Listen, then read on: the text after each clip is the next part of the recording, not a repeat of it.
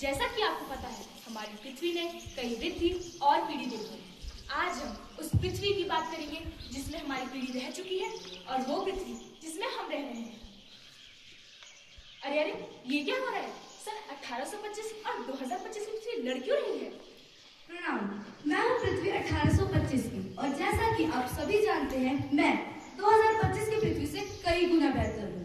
इस पृथ्वी के लोग पर्यावरण की सुरक्षा करते हैं, प्रदूषण नहीं फैलाते और इसलिए वो अच्छा और स्वस्थ जीवन जीते हैं।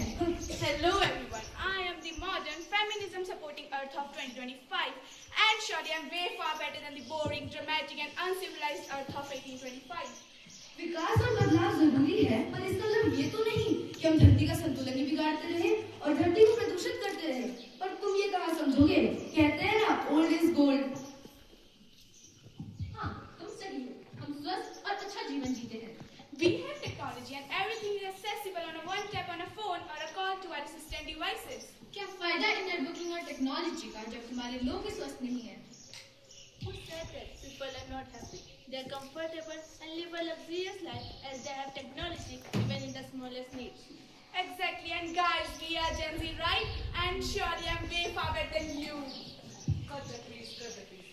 Ha ha ha, I got the contract and now all these trees will cut down so that I can build a beautiful mall and earn a lot of money in profit. Ma'am, how much land do we need to clear?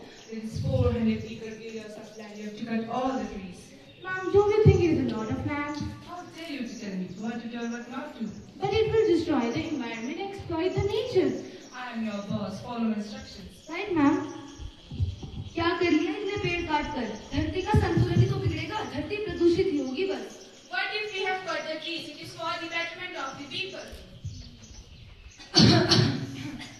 Oh God, it's so hot here. Why on the earth we are experiencing such a hot weather at this time of April?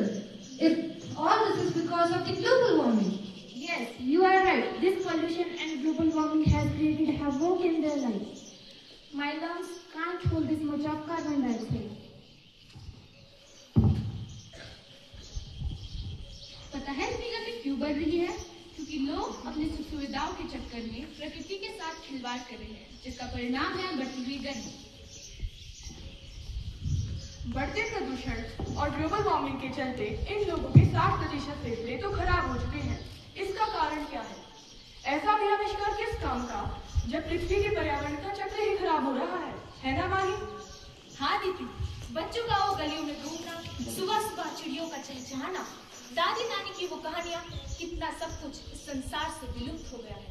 इन सब का कारण क्या है? तो आपने देखा दो अलग अलग जीवनों के बारे में। एक तरफ खुशहाल जीवन है और दूसरी तरफ खोखला जीवन। मैं ये नहीं कहती कि विकास बुरा है, पर अगर हम एक पेड़ काटते हैं तो कम से कम 10 पेड़ तो लगाने चाहिए। हम जैसे जिस घर में रहते हैं, उसकी देखभाल करते हैं, तो क्या हमारा फर्ज नहीं बनता कि हम इस धरती की भी रक्षा करें? इसका जवाब मैं आप सब पर छोड़ती हूँ। जय Wait.